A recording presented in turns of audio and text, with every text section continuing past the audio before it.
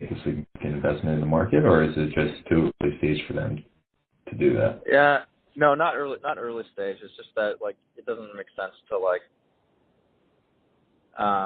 It's hard to import stuff into Korea, so it's a border issue, not a like a market issue. Yeah, interesting. Okay.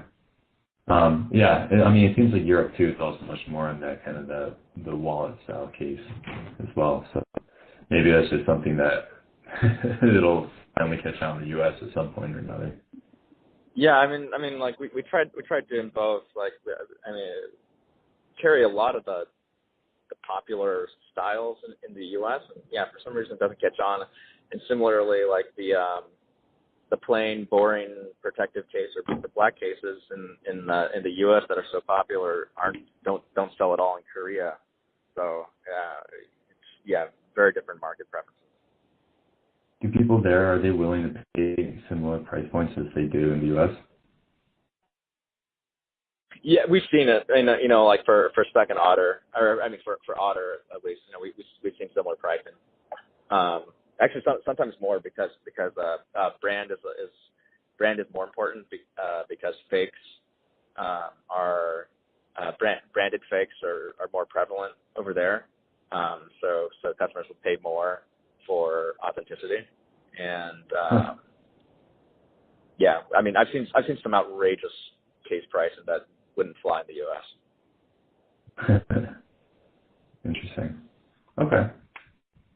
All right. I think that's pretty much all I have for you. Is there anything else I might be completely missing as I go through that exercise of trying to build out the market size as well as key drivers and inputs into it? I mean, I think it sounds pretty well rounded. Yeah, I don't know. I just don't know what the whole environment is like today because I just haven't been close to that business in a couple of years. I feel like a lot of it's probably still the same. Yeah. Yeah. Perspective, okay. I think it's in the same place. Yeah. Can I just ask one quick question before you go here? Yeah. One thing we've been hearing from the trade is just about kind of category-wide is a decrease in average selling price and kind of how, the role of e-commerce and Amazon in particular and Walmart really too, can kind of drive down prices. And then, to match Amazon brick and mortar is going to have to lower prices as well. Does that make sense with what you saw when you were there? And like, how do you see prices changing moving forward in the category? I don't think it was.